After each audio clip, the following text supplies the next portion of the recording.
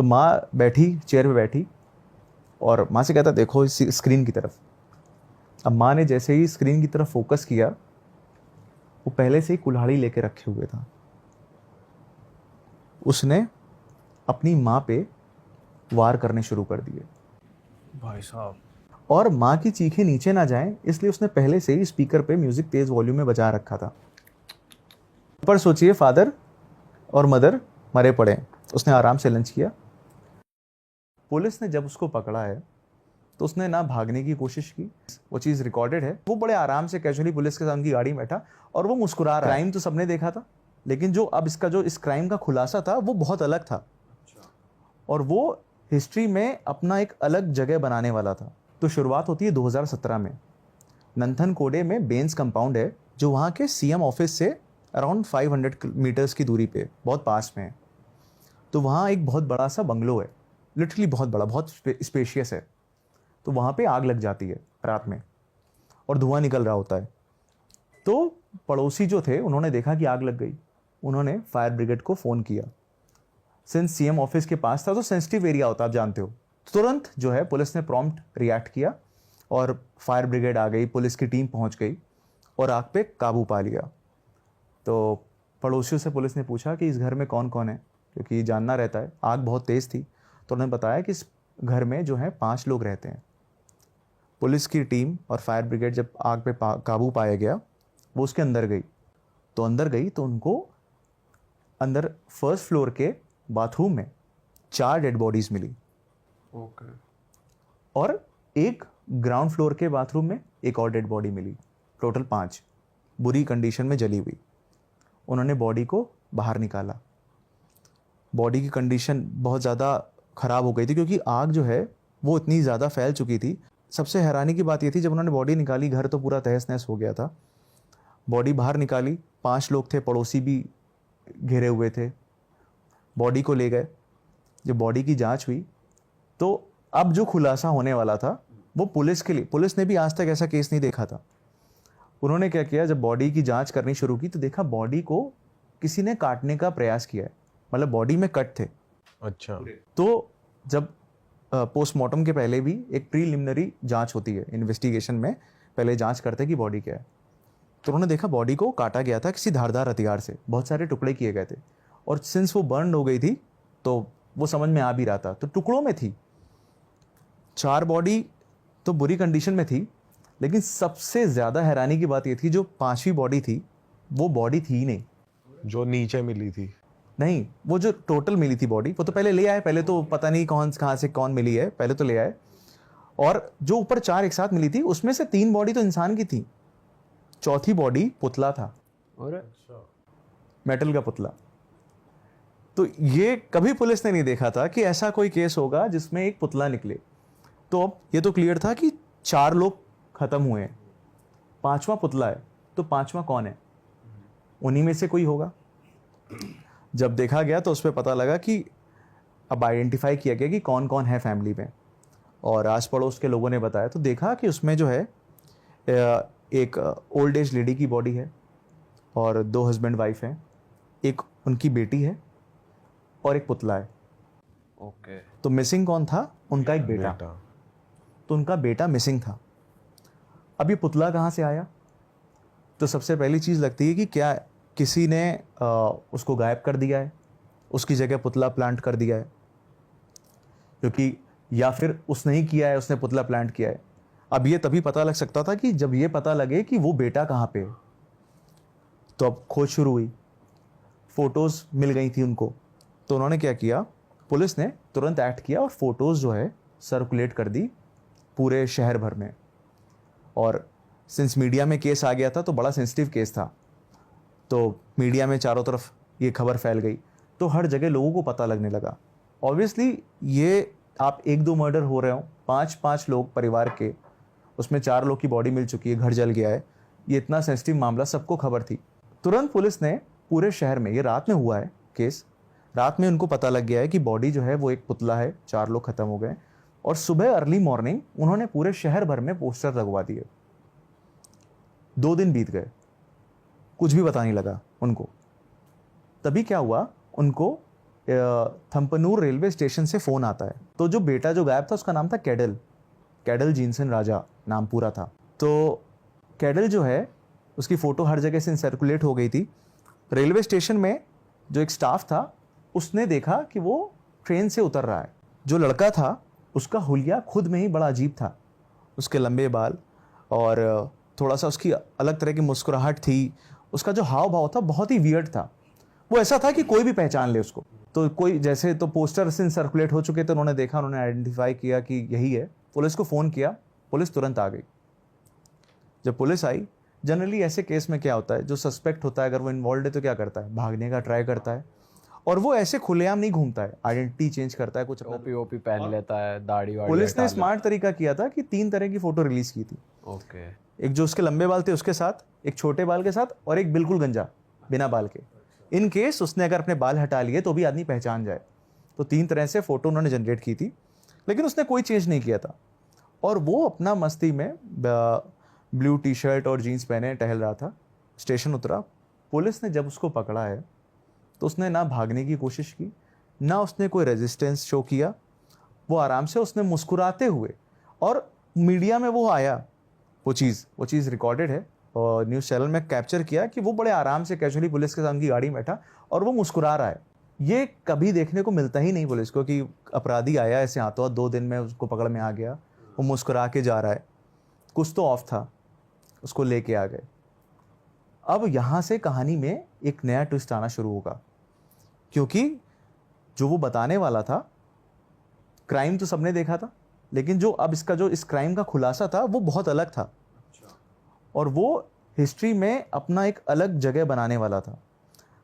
Cattle लाया गया, investigate किया गया।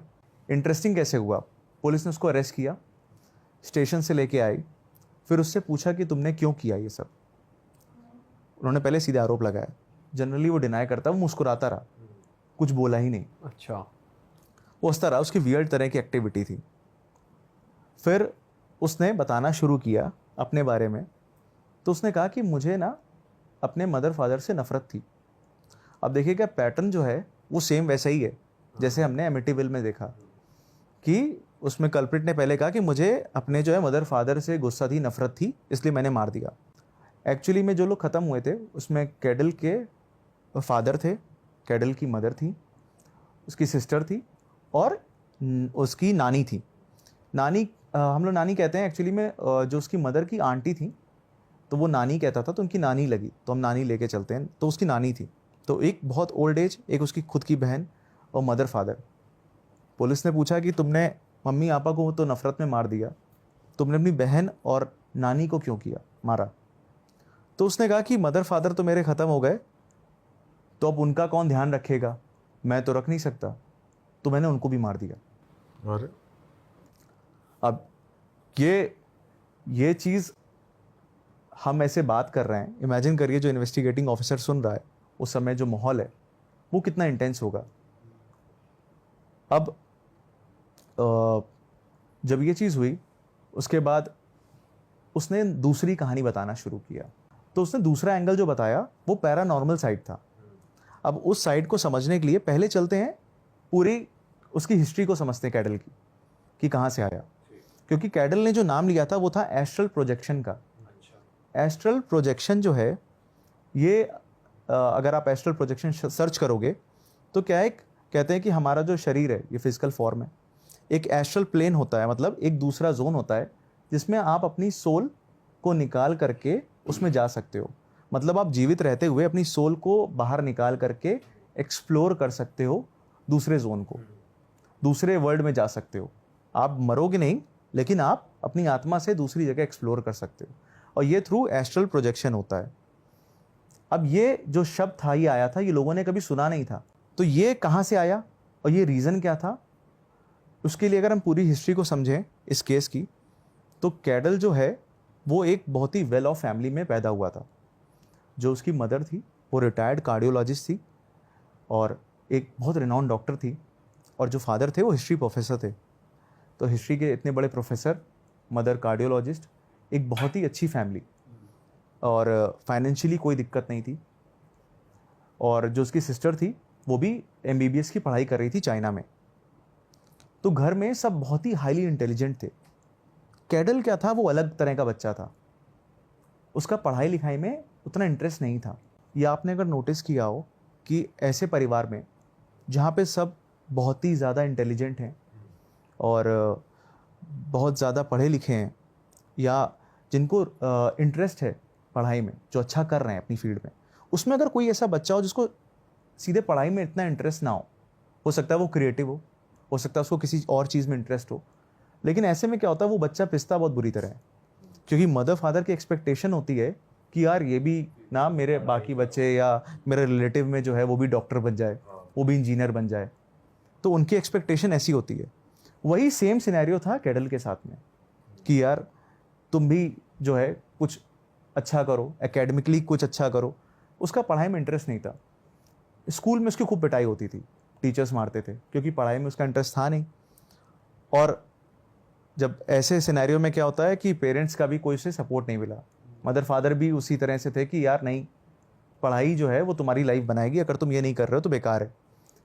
उसको अपनी बहन से कंपेयर करते थे पढ़ाई को लेकर के। बहन पढ़ाई में बहुत अच्छी, वो नहीं अच्छा, तो कंपैरेटिव होता है। माँ बाप अक्सर बहुत बड़ी गलती करते हैं, कंपैरिजन। देखो अपने बड़े भाई को, देखो अपनी छोटी बहन को, ये सब करते हैं कि यार देखो वो कहाँ चली गई वो, जबकि ये नहीं सोचते कि सब कोई अलग अलग तरह से बने हुए हैं। ये चीज़ उसके साथ थी। अब सोचिए छोटे बच्चे के साथ कंपैरिजन चल रहा है, वो पढ़ाई में तो स्ट्रगल कर रहा है, स्कूल में उसकी कोई सुन नहीं रहा, उसको टीचर्स मार रही हैं। ऐसे सीन में क्या होता है, बच्चे से कोई दोस्ती भी नहीं करता। तो बच्चे तो है ना, बच्चे तो छोटे में क्या होता है, वो देखते हैं कि अरे यार इसको तो ये बहुत नेगेटिव इमेज है क्योंकि टीचर इसको डांट रही है, तो इससे दोस्ती नहीं करते। हाँ, ना इसके नंबर आ रहे हैं, ना ये पढ़ कुछ कर पा तो रहा। अब जो हम लोग देखते हैं कि बैक बेंचर्स हैं, उनकी दोस्ती हो गई, लेकिन छोटे में आप देखो तो ये चीज़ होती है, उसको ऐसा इमेज की तरह लेके चलते। अब उसकी कोई दोस्ती नहीं है, उसके माँ बाप उससे सही से बात नहीं करते, सिर्फ डांट डपटते हैं, टीचर्स मार रहे हैं। ऐसा बच्चा अकेला हो गया। अब वो सबसे कट गया। घर बड़ा था, उसने फर्स्ट फ्लोर पे एक अपना जो कमरा था उसको ही अपनी दुनिया बना ली। वहाँ कंप्यूटर था, इंटरनेट था, सब कुछ था, तो सारा एक्सेस था उसके पास। तो वो अपना दिन भर कंप्यूटर में गेम्स खेलता, और गेम्स भी वो वॉलेंट गेम्स खेलता। तो और पूरे घर से कटा हुआ और चिड़चिड़ा हो गया था समय के साथ, कि वो किसी को पसंद नहीं करता था कि वो फर्स्ट फ्लोर पे उसके कमरे पे कोई आए माँ बाप से। यहाँ तक कि जो मेड थी वो भी उसके कमरे में जाना अलाउड नहीं थी क्योंकि उसको पसंद, वो लड़ने लगता था। ये over the period of time ऐसा हुआ, चिड़चिड़ा हो गया वो। अब ऐसा बच्चा अकेला है, वो अकेले क्या कर रहा है किसी को नहीं पता। माँ बाप भी क्या है, माँ बाप ने सोचा कि अरे ये पढ़ाई लिखाई में तो है नहीं, तो माँ बाप ने भी ध्यान देना बंद कर दिया। देखिए ये एक और सबसे बड़ा फॉल्ट है। उन्होंने कहा कि अरे यार इससे होप नहीं, क्योंकि उनके लिए तो ये कि अगर हाँ पढ़ाई कर रहे हो, परफॉर्म कर रहे हो, तो हाँ तुम कुछ अच्छा करोगे, तो तुमसे उम्मीद है। अब उससे होप तोड़ दी उसको। फिर जब उसने 12th स्कूलिंग कंप्लीट की तो उसको भेजा पढ़ने के लिए बाहर। तो उसको फिलीपींस भेजा पढ़ने के लिए। वहाँ वो कुछ समय रहा, वहाँ उसका मन नहीं लगा, तो फिलीपींस से वो वापस आ गया इंडिया। फिर उसको मेडिकल की पढ़ाई के लिए इन्होंने ऑस्ट्रेलिया भेजा।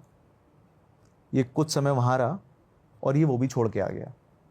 अब क्या है, माँ बाप तो ट्राई कर रहे हैं कि यार इसका कोई करियर सेटल हो जाए, ये कुछ कर ले, कोई डिग्री ले ले, बाहर भी भेज रहे हैं, तो वेल ऑफ फैमिली है, तो पैसे की दिक्कत नहीं, बस वो कोशिश में लगे हैं कि कैसे भी ये कुछ कर ले तो समाज में भी उनका भी नाम हो कि यार हमारा बेटा भी हमारी बेटी की तरह डॉक्टर या इंजीनियर ऐसा है। लेकिन वो क्या कर रहा है, वो आ जा रहा है वापस छोड़ के कुछ समय। तो उस पॉइंट पे माँ बाप ने गिव अप कर दिया, पूरा होपलेस हो गए उससे। अब माँ बाप जब होपलेस हो गए तो उन्होंने उससे ध्यान देना बंद कर दिया। वो वापस आ गया, फिर से उसी स्टेट में चला गया। पड़ोसियों ने भी बताया कि उन्होंने शायद ही कभी उसे बोलते देखा हो कैडल से। ओवरऑल पूरी फैमिली वैसे भी शांत थी और बहुत सीधी थी, उनकी इमेज बहुत अच्छी थी। और इंटरेस्टिंग चीज़ ये है कि जो फादर थे उनकी इमेज बहुत अच्छी थी।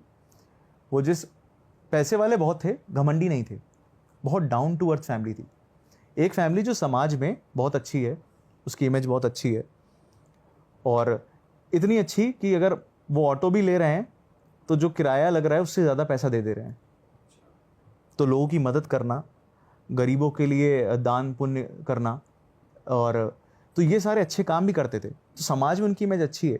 ऐसे में उन्हीं के घर का बेटा अंदर ही अंदर घुट रहा है और इसके बारे में कोई नहीं जानता।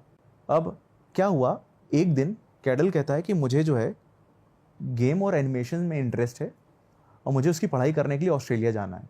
अब ये फर्स्ट टाइम था कि उनके बेटे ने कोई इंटरेस्ट शो किया कि यार चलो, ये कह रहा है, होता है कि यार चल कोई कुछ तो नहीं, बोला, ये हाँ। कुछ तो करना चाहता है, चलो यही कर लो, हम जो बनाना चाह रहे थे वो नहीं बन रहे हो, लेकिन तुम कुछ तो कर रहे हो। तो वो खुश हो गए। उसने बताया कि मुझे ऑस्ट्रेलिया जा करके एनिमेशन और गेम के ऊपर, गेम डेवलपमेंट के ऊपर पढ़ाई करनी है। तो एग्री करके उनका ठीक है, उन्होंने उसको ऑस्ट्रेलिया भेज दिया। वो वहाँ रहा, कुछ समय तक वहाँ रहा। फिर उसने घर पे फ़ोन किया, कुछ महीनों बाद उसने बताया कि मेरी यहाँ पे जॉब भी लग गई है, सब कुछ बढ़िया चल रहा है। और तो घर वाले खुश हुए कि यार पढ़ रहा है, इसकी जॉब भी लग गई है, ये सेटल भी हो रहा है। और कुछ समय रहने के बाद उसने कहा कि अब जो है जॉब में ऐसा हो गया है कि मैं घर से भी कर सकता हूँ, कंपनी ने कहा है, और तो मैं घर आ रहा हूँ। अब घर वाले खुश। उधर उनकी जो बेटी थी वो भी चाइना से MBBS की पढ़ाई करके लौट रही थी। तो क्या हुआ कि उनके लिए एक बड़ा इवेंट था कि चलो दोनों बच्चे आ रहे हैं। जो बेटे की चिंता थी वो भी ख़त्म हो गई, वो भी सेटल हो गया, वो भी वापस आ रहा है। तो बेटा वापस आ गया, बेटी वापस आ गई, सब बहुत अच्छा, एक हैप्पी फैमिली, सब बढ़िया चल रहा है। उनको नहीं अंदाज़ा है कि उनके साथ कुछ ऐसा होने वाला है जो उन्होंने कभी इमेजिन नहीं किया था, बल्कि कोई माँ बाप नहीं सोच सकता। सबको दिख रहा है एक अच्छी फैमिली, हैप्पी फैमिली साथ रह रही है। उनका बेटा आ गया, लेकिन उसके दिमाग में क्या चल रहा है ये उनको पता नहीं। अब क्या होता है आप समझिएगा। अब जो डिटेल है वो बहुत ही ज़्यादा भयानक है। वो अपने रूम में है और उसने अपनी माँ बाप को बताया कि मैं जो है गेम बनाता हूँ। और तो माँ बाप खुश हैं। माँ बाप को इतना आइडिया नहीं कि क्या करता है, लेकिन समझ में आ गया कि हाँ चलो कंप्यूटर से जुड़ा है, कुछ कर रहा है, बढ़िया कर रहा है। एक दिन वो अपनी मदर को बुलाता है, सुबह का टाइम था, और उनसे कहता है कि आप ऊपर चलो, मैं आपको दिखाता हूँ, मैंने गेम बनाया है। तो मैंने सोचा कि सबसे पहले मैं आपको दिखाऊं। माँ बड़ी खुश कि यार मेरे बेटे ने कुछ किया, चलो। उनको ऊपर लेके गया और कंप्यूटर रखा हुआ था, उनको बैठाल दिया और माँ से कहा देखो गेम। तो माँ बड़ी खुश, तो माँ बड़ी एक्साइटेड भी थी कि यार चलो क्या बनाया देखो। हाँ यार क्या है? देखें यार मेरा बेटा। सोचिए ना, इतने सालों से सोच रहे हैं यार ये तो बड़ा नालायक है, कुछ नहीं कर सकता, इसने गेम बनाया है। तो माँ बैठी, चेयर पे बैठी, और माँ से कहता देखो इस स्क्रीन की तरफ। अब माँ ने जैसे ही स्क्रीन की तरफ फोकस किया, वो पहले से ही कुल्हाड़ी लेके रखे हुए था। उसने अपनी माँ पे वार करने शुरू कर दिए। भाई साहब, आप सोचो कि किसी भी माँ के लिए ये सपने में भी नहीं आ सकता कि उनका बेटा ऐसा उसके साथ करने वाला है। जब, और ये तब नहीं हुआ है जब कोई हीटेड आर्ग्यूमेंट हो रहा हो, कोई लड़ाई चल रही हो, कि उन्होंने उसे डांटा हो, डपटा हो, ऐसा कुछ नहीं है। काम दिखा रहा है, काम के सब बहाने। कुछ शांत है, सब सही हो गया है, लाइफ बिल्कुल सेटल्ड है, पीसफुल है। ऐसे में एक दिन वो उन्हें बुला रहा है, अपना काम दिखा रहा है, और वो उन पे वार करना शुरू कर देता है कुल्हाड़ी से। एक के बाद एक कई वार करता है, तब तक मारता रहता है जब तक उसकी माँ की सांसें नहीं उखड़ जाती। मतलब आप समझिए, इस तरह का जो ब्रूटैलिटी होती है, इसमें क्या होता है, डेथ इंस्टेंट नहीं होती है, सही बात। बहुत तड़प तड़प की होती है। घर बहुत बड़ा था और माँ की चीखें नीचे ना जाएं, इसलिए उसने पहले से ही स्पीकर पे म्यूज़िक तेज़ वॉल्यूम में बजा रखा था। ये बहुत छोटी छोटी डिटेल्स हैं, और लेकिन ये बड़ी इंपॉर्टेंट है केस में। म्यूज़िक तेज़ बजा रखा था उसने, तो आवाज़ नीचे नहीं जा रही थी, और इतनी तेज़ वार किए कि माँ जो है बहुत जल्दी ख़त्म हो गई। उसके बाद उसने उनकी बॉडी को ड्रैग किया और अटैच बाथरूम में डाल दिया। फिर उसने जो है खून साफ़ किया आराम से, और खून साफ़ किया और नीचे गया। नीचे फादर थे उसके और उसकी बहन थी। फादर से कहता है कि चलिए आपको भी मैं दिखाता हूँ गेम। तो सिस्टर पूछा कि भाई माँ कहाँ है, तो कहते वो देख रही है, पापा आपको भी दिखाता हूँ। पापा भी चल दिए। अब पापा चल दिए, पापा को क्या पता उसके कि ये क्या करने वाला है। जब वो अंदर पहुँचे तो उनको भी उसी तरह से उसने बैठाला, और उसके बाद उसने सेम उसी तरह से उन पे अचानक से हमला कर दिया। उसी ब्रूटैलिटी से उसने अपने फादर को भी मारा। एक ही दिन में उसने अपनी मदर को मारा और कुछ ही मिनटों बाद, कुछ ही समय बाद उसने अपने फादर को भी मार डाला। इस बार उसने क्या किया, इस बार उसने अपने फादर को मारा, उनकी बॉडी को लिया और बाथरूम में जा कर के डाल दिया। ब्लड पूरा चारों तरफ फैला था। तो पिछली बार जब उसने मदर को मारा तो उनकी बॉडी जो ब्लड निकला वो साफ़ किया। इस बार उसने ये भी नहीं किया, ब्लड फैला हुआ था।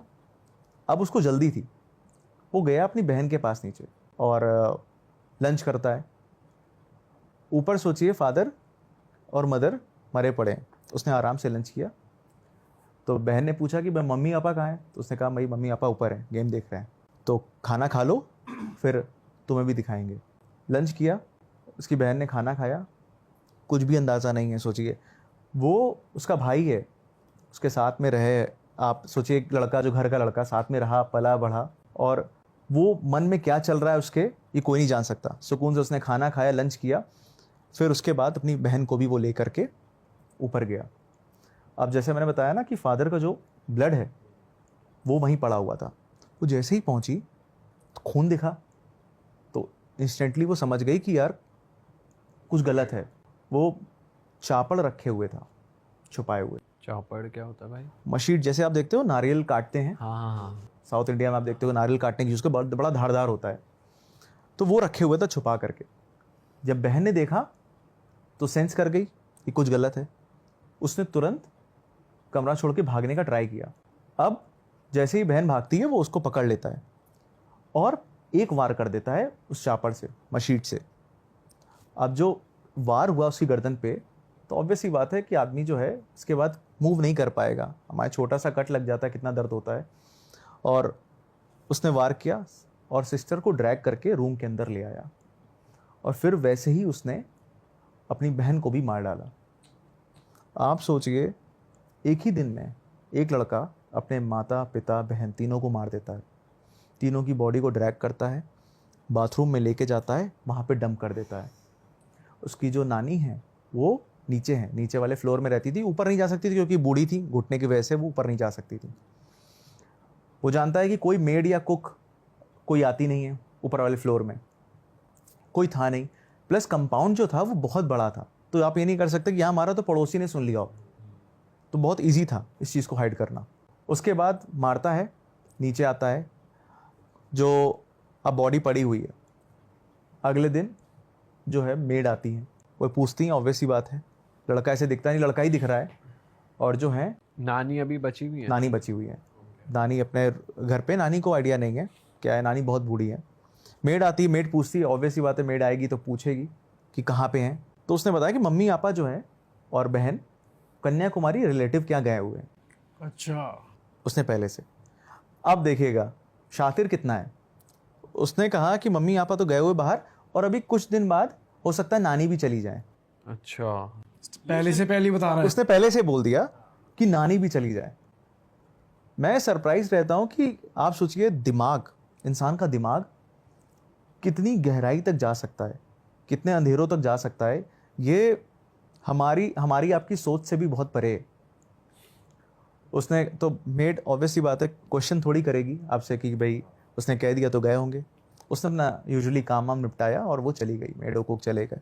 और उसने उसके बाद अपनी नानी को भी, नानी कमरे में गया, उसने अपनी नानी को भी उसी तरह से मार डाला।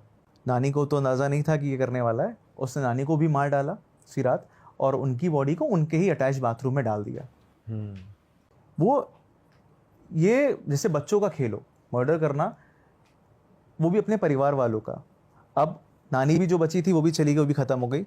ये पहले से प्लानिंग ऑब्वियसली कर चुका था, इसीलिए उसने मेड को जो है, और ये मेड ने स्टेटमेंट दिया, ये सब वेरीफाइड है, पुलिस को बताया कि उन्होंने क्या, क्योंकि बाद में स्टेटमेंट लिया गया तो ये सब चीज़ें क्रॉस चेक होती हैं। तो यानी उसने पहले से प्लान बना रखा था कि अब नानी को भी रास्ते से हटाना है। अब आगे केस को फुल प्रूफ बनाने के लिए उसने क्या किया, उसी रात एक पास के रेस्टोरेंट से 5 लोगों का खाना मंगवाया। कोई है नहीं बचा, मर्डर कर चुका है, सबकी लाशें घर पे पड़ी हुई हैं। 5 लोगों का खाना इसलिए कि अगर इन केस ज़रूरत पड़े तो एक एलिबाई बन गया कि यार हाँ मैंने तो खाना मंगाया था, सब थे। अब वो क्या करता है, वो 3 दिन तक उन्हीं डेड बॉडीज़ के साथ रहा भी। वो लड़का उसी घर में सो रहा है, उसी घर में खा पी रहा है जहाँ नीचे उसकी नानी मरी पड़ी है, उसी अटैच बाथरूम में तीनों लोग डेड पड़े हुए हैं, उसकी मम्मी पापा बहन, ऐसे घर में वो रह रहा है। फिर क्या होता है, गर्मी का मौसम है, केरला का केस है, तो हीट है, गर्मी है मौसम, इसलिए क्या हुआ, बॉडी डिकम्पोज होने लगी, तो स्मेल आने लगी। स्मेल से बचने के लिए उसने क्या किया, उसने सोचा इनको जला देते हैं। पहले उसने काटने का ट्राई किया, तो बॉडी काटनी शुरू करी। अब बॉडी काटना इतना आसान नहीं है, उसने ट्राई किया, लेकिन जब वो उससे लगा कि वो नहीं काट पा रहा, उसने सोचा कि वो जला देता है। इसके लिए वो पहले से ही पेट्रोल जमा कर रहा था। 5 लीटर्स ऑफ पेट्रोल वो धीरे धीरे करके इकट्ठा कर चुका था। आप देखिए, इकट्ठा ज़्यादा वॉल्यूम में तो आप पेट्रोल नहीं ले सकते ना, सीधे आप गाड़ी में भरवा सकते हो, लेकिन एज पर रूल आपको ऐसे ओपन नहीं मिल सकता। तो क्या है, थोड़ा थोड़ा करके उसने पहले से ही इकट्ठा करना शुरू किया था। अब ये क्या शो करता है कि वो पहले से ही सोच प्लानिंग कर रहा है कि हाँ कहीं ना कहीं प्लान था। तो 250 ml करके वो पहले इकट्ठा कर रहा है कि 5 लीटर कितनी ज़रूरत पड़ेगी। उसने क्या किया, उस पेट्रोल का यूज़ किया बॉडी को जलाने में। अब पेट्रोल एक बहुत फ्लेमेबल है, तो जब उसने पेट्रोल डाल के आग लगाई तो आग जो है फैल गई। उसको पता नहीं था कि इतनी बढ़ जाएगी, तो पूरे घर में फैल गई, घर जलने लगा। तो वो उसी रात भाग गया। घर जब जलने लगा, उसे कंट्रोल नहीं कर सकता, तो वो घर छोड़ के भाग गया। ये वही आग थी जब पड़ोसियों ने देखा और पुलिस को बुलाया। अब ये पकड़ जाता है, तो इसने बताया, पहले तो इसने झूठ बोला कि मुझे नफरत थी इसलिए मैंने मार दिया। भाई नफरत थी तो ये तो तभी एक्ट करना चाहिए था जब तुम्हारे साथ ये सब हो रहा था, सब कुछ नॉर्मल है, पेरेंट्स तुम्हें सारे रिसोर्सेज दे रहे हैं। मैं मानता हूँ कि उनकी गलती रही है कि उन्होंने नेग्लेक्ट किया। पेरेंट्स का कहीं ना कहीं फॉल्ट था, जब वो बच्चा था उसको उस पर ध्यान न देना। सोचिए, मदर खुद एक डॉक्टर थी, लेकिन अपने बेटे की मेंटल हेल्थ के ऊपर वो बिल्कुल ध्यान नहीं दे पाई। लेकिन कोई भी चीज़, कोई भी रीज़न ये परमिशन नहीं देता कि आप murder क्राइम करो, सही है ना। बात है। फिर उसने बताया कि जब मैं ऑस्ट्रेलिया गया तो मैं एस्ट्रल प्रोजेक्शन के बारे में पढ़ रहा था। मैंने डार्क वेब सर्च किया, उसमें मुझे ऐसी चीज़ें मिली जिसमें मुझे इंटरेस्ट आना शुरू हुआ, और मैं वही चीज़ की प्रैक्टिस अपने घर वालों पे करने वाला था। और एस्ट्रल प्रोजेक्शन के थ्रू मैं जो है पावरफुल बनना चाहता था, इसीलिए मैंने वो डमी मंगाया। जब पुलिस ने कहा थोड़ा एक्सप्लेन करो कि क्या है ये डमी, क्यों मंगाया, उससे तुम क्या करने वाले थे, तो उसने कहा कि मैं अपने पेरेंट्स को मारता, उनकी आत्मा निकलती, उन सारी आत्माओं को मैं डमी में कैद करता, और फिर उन आत्माओं को कैद करके उनसे शक्तियां लेता ताकि मैं जो चाहूँ वो कर सकूँ। ये उसका जो था मेन रीज़न था, उसने जो बताया। तो मैं इतने सालों से सीख रहा था, मुझे इंटरेस्ट, और इसने बताया कि ये 2-3 सालों से नहीं, ये बचपन से वो इस चीज़ों में इसको इंटरेस्ट आना शुरू हो गया था जब वो टीनेज में था। तो 10-12 साल से वो इन्हीं सारी चीज़ों को पढ़ रहा था कंटिन्यूअसली। और एस्ट्रल प्रोजेक्शन अगर आप देखोगे तो ये अराउंड द वर्ल्ड हर एक जगह इसका जिक्र है। आप चाहें आप अगर चले अफ्रीका चले जाओ, वहाँ उस साइड कई ट्राइब्स हैं, वाई ट्राइब्स हैं जो इसको मानती हैं, कि उसमें मानती हैं कि आप अपनी आत्मा को अपने शरीर से निकाल करके अपने अकॉर्डिंग चीज़ें कर सकते हो, ट्रैवल कर सकते हो। हाँ, ट्रैवल कर सकते हो, अपने अकॉर्डिंग चीज़ें कर सकते हो। हिंदू कल्चर में भी ये चीज़ मानी जाती है, अपने हिंदू धर्म में भी ये चीज़ मानी जाती है। और आप जैपनीज़ रिलीजन में देखोगे तो उसमें भी इस चीज़ का जिक्र है। इनफैक्ट इजिप्ट में भी द बुक ऑफ डेथ है, उसमें भी है कि जो है उसमें इमेजेस मिली हैं, और उसमें जिक्र भी है कि बॉडी जो है, जिसको वो लोग कहते हैं बॉडी से बाहर निकल के शरीर, वो एक्सप्लोर करते हैं, वो देखते हैं कहाँ रिसोर्सेज हैं, और लोगों को हील करने के लिए वो एनर्जी और अपने पूर्वजों से कनेक्ट करने के लिए वो यूज़ करते हैं।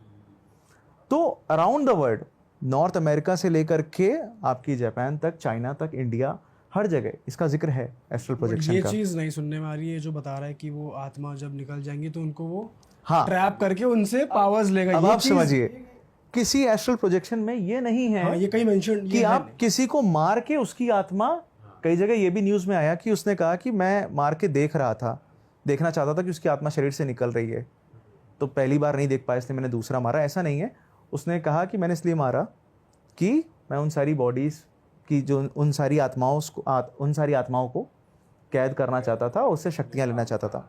अच्छा, एस्ट्रल प्रोजेक्शन की अगर वो बात कर रहा है तो उसमें तो ये था कि आप अपनी आत्मा को बाहर निकाल के एक्सप्लोर करते हो, जो पहले ऋषि मुनि करते थे, कहा जाता है ऐसा, या अदर कल्चर में भी ऐसा था।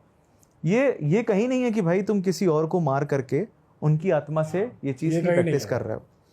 अब पुलिस का कहना था कि ये पूरी मनगढ़ंत कहानी है, ये एक प्री प्लान मर्डर था, उसने सोच रखा था। सारे एविडेंसेस भी इसी तरफ इशारा करते हैं कि ये कोई क्योंकि वकील जो है, जो डिफेंस लॉयर है, वो ऑब्वियसली ये अप्रोच करता है कि दिखा सके कि मेंटली अनस्टेबल है ताकि सज़ा ना हो। अब आते हैं आईपीएस श्रीलेखा जी पे, जिन्होंने इस केस को बहुत क्लोजली ऑब्जर्व किया। उनका यूट्यूब चैनल भी है, उन्होंने इसके बारे में बताया भी है। उन्होंने बताया कि जब वो कैडल से मिलने गई तो पहले तो उन्हें मिलने नहीं दिया जा रहा था, क्योंकि बहुत ही सेंसिटिव केस है और बहुत ही रिस्की भी है, वो बहुत वियर टाइप का है। तो उसका बिहेवियर ऐसा है, क्योंकि जब उसको जेल में रखा गया तो उसने अपने साथियों पे भी, जो जेल में अंदर कैदी थे, उन पे भी हमला किया, अच्छा। उन्हें मारने का अटेम्प्ट किया। तो जब उसने ये किया तो उसको पागल खाने शिफ्ट कर दिया गया। फिर उसका 20 दिन तक इवैल्यूएशन किया गया। तो जब कहा गया कि नहीं ठीक है इसको जेल में रख सकते हैं, तो उसको फिर जेल में रखा गया। जेल में जब जाने के बाद उसने फिर से हरकत करी। तो ये बार बार अक्सर ऐसा करता था कि जब जेल में होता था तो अपने साथियों पे हमला कर देता था, तो उसको अलग सेल में रखा गया। तो ये इतना रिस्की पर्सन था। आईपीएस श्रीलेखा जी ने कहा जब हमें मिलना है उससे, तो अथॉरिटीज़ ने मना किया कि बहुत रिस्की है मैम, आप मत मिलिए। लेकिन उन्होंने इंसिस्ट किया, उन्होंने कहा कि नहीं मुझे मिलना है। तो फिर अरेंज किया गया उनके लिए, सेटअप बनाया गया। तो एक हॉल था, बड़ी सी टेबल रखी गई, एक एंड पे उनको कहा कि आप बैठो, और एक बेल रखी गई कि अगर आपको कोई भी दिक्कत हो तो आप वो बेल बजा देना, सिक्योरिटी गार्ड्स रहेंगे, वो तुरंत आ जाएंगे। आप समझो ना कि कितना रिस्क होगा कि एक आईपीएस के लिए कि आप बेल रखो कि वो ला रहे हैं। अब वो उन्होंने बताया है कि जब वो सामने से आ रहा था, उसके लंबे खुले बाल, उसका हुलिया, उसकी अजीब सी मुस्कुराहट, वो आप फोटोज़ देखोगे ना, वो आप समझोगे। शाहरुख खान सर ने बड़ी अच्छी बात कही है, don't be negative, it shows on your face. तो नेगेटिविटी इंसान की चेहरे पे दिखती है, ये बहुत सच है। आपके अंदर नेगेटिव विचार होंगे तो आपका चेहरा भी वैसा ही वो शो करने लग जाएगा, पॉजिटिव चेहरे अलग से दिख जाते हैं। तो वो सीन उसके साथ था। आप सोचिए इतनी डार्क नेगेटिविटी है तो उसका चेहरा वैसा दिख रहा था। तो उसको देख करके जो एनर्जी महसूस हुई, उनको लगा कि सच में ये चीज़ जो कही जा रही कहीं ना कहीं है, उतना नेगेटिव हो चुका है। तो जब वो आया, उन्होंने उनसे बातचीत करी, तो वो जवाब नहीं दे रहा था, गोल मोल बातें कर रहा था। फिर उन्होंने कुछ ऐसे उससे पर्सनल बातें पूछनी शुरू की, पर्सनल लाइफ में, तो वो भड़क गया, उसका बिहेवियर बदलने लगा, उसने अपनी आवाज़ें अलग अलग तरह से निकालनी शुरू कर दी।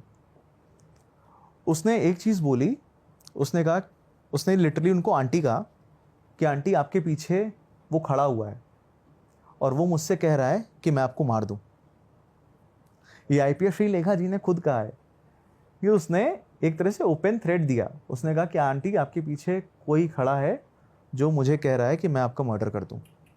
तो वो ऑब्वियसली हिल जाएंगे अंदर से। उसके बाद उन्होंने उससे कुछ और पर्सनल सवाल किए, और जब वो उसकी पर्सनल लाइफ में जाने लगी तो वो भड़क गया, उसका बिहेवियर चेंज हो गया, उसके हाथ पैर का मूवमेंट बदल गया, वो एग्रेसिव हो गया, आवाज़ की टोन चेंज हो गई। तो उनको लगा कि अब ये उनकी लाइफ के लिए रिस्की हो सकता है। तो उन्होंने फ़ौरन बेल बजाई, तुरंत गार्ड आए और उसको लेके चले गए। उसके बाद वो कभी दोबारा उससे नहीं मिली। उसके बाद वो जेल में रखा गया, उसने फिर वही हरकत करी, अपने साथियों पे हमला करना, वो सब, उसको अलग भी रखा। लेकिन उसकी हरकतें ऐसी बढ़ती चली गई कि उसको फिर से मेंटल हॉस्पिटल भेजा गया। अब आप समझिए, आज की डेट तक, आज इतने साल हो गए हैं, 7 साल होने जा रहे हैं इस केस को, आज भी इस केस का ट्रायल शुरू नहीं हुआ है। ट्रायल ही शुरू नहीं हुआ। ट्रायल शुरू नहीं हुआ इस केस का। और वो अभी भी पागल खाने वो अभी भी में है। पागल खाने में है, मेंटली अनसाउंड है, इसलिए उसका ट्रायल कोर्ट ने अभी तक शुरू ही नहीं किया। बाप रे। एक व्यक्ति जो मर्डर करता है अपने पूरे परिवार का, और सारे प्रूफ मिल जाते हैं, पकड़ा जाता है, इस ग्राउंड पे बचा हुआ है कि वो मेंटली अनसाउंड है। तो ये बहुत विचित्र केस है।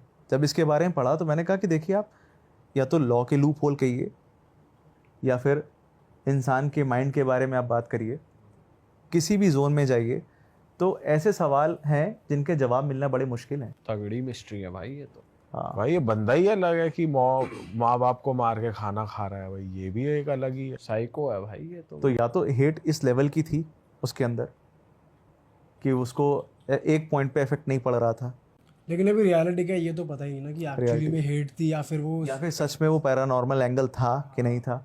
क्योंकि एक तरफ ये अकाउंट जो श्रीलेखा जी का है कि उन्होंने फील किया कि कहीं ना कहीं ये चीज़ें हैं, कि इसको कुछ दिखता है इसको डिनाई भी नहीं किया इस पॉइंट को। तो एक तरह का मिस्ट्री है इस पूरे केस में कि आप किसी भी पहलू पे नहीं कह सकते। एक तरफ ये प्लान भी दिख रहा है, जो प्रूफ मिल रहा है कि इसने प्लानिंग के साथ किया, लेकिन प्लानिंग भी की तो उसके पीछे का रियल मोटिव क्या था? अगर मोटिव नफरत थी तो वो इतने समय बाद कैसे आई? तो तब क्या सही में वो डार्क एंगल है जो हो सकता है? वैसे जब आप कोई भी केस करते हो तो जब डीप रिसर्च करते हो, जैसे आप बता रहे थे कि मैं विक्टिम के नोन्स या किसी से मैं बात करता हूँ, इस जी। केस में आपने कुछ की थी कोशिश की यार मैं पड़ोसी तक पहुँचूँ या मैं इस लेवल की रिसर्च करूँ कि मुझे कुछ और अच्छा मालूम पड़े, खास मालूम पड़े इस केस के बारे में? नहीं, सिंस ये थोड़ा सा मैंने बताया कि ये केस जो था मेरे रीच के थोड़ा बाहर था। हमने ट्राई किया कि सिंस फैमिली में कोई था भी नहीं बचा, तो कोई नोन कांटेक्ट में था भी नहीं हमारे कि हम जिससे पूछ सकें, बात कर सकें। तो अनफॉर्चुनेटली कोई रियल पर्सन जो इस केस से जुड़ा है वो नहीं मिल पाया। तो सारे सोर्सेज मिले, और सबसे इम्पॉर्टेंट जो था, जो हमारे लिए आईपीएस श्रीलेखा जी का, अब शायद वो रिटायर हो गई हैं, उन्होंने यूट्यूब चैनल में अपने बताया है, उन्होंने अदर लैंग्वेज में बोला है, तो उसको हमने ट्रांसलेट करवाया था समझने के लिए कि उन्होंने क्या उनका ये बताया। मानना है कि ये पोजेस्ड भी हो सकता है बंदा, कि उन्होंने कुछ बताया, दिख उन्होंने रहा अपना है। एक्सपीरियंस शेयर किया कि कैसे ये इतना बाप रे। डेंजरस केस था उनके लिए। एक आईपीएस सोचिए, और जो बहुत स्ट्रांग लेडी हैं, अगर वो फील कर रही हैं तो मैं समझ सकता हूँ कि कहीं ना कहीं कुछ ऐसी चीज़ें हैं जिसके बारे में भाई मिस्ट्री तो दरिंदा ही कहेंगे ऐसे दरिंदा ही आदमी को तो। कहेंगे। कोई भी, मैं कहता हूँ कोई भी रीज़न तो अलाउ नहीं करता ना कि आप किसी हद तक जाओ, तो ये अनसॉल्व्ड केस में आता है।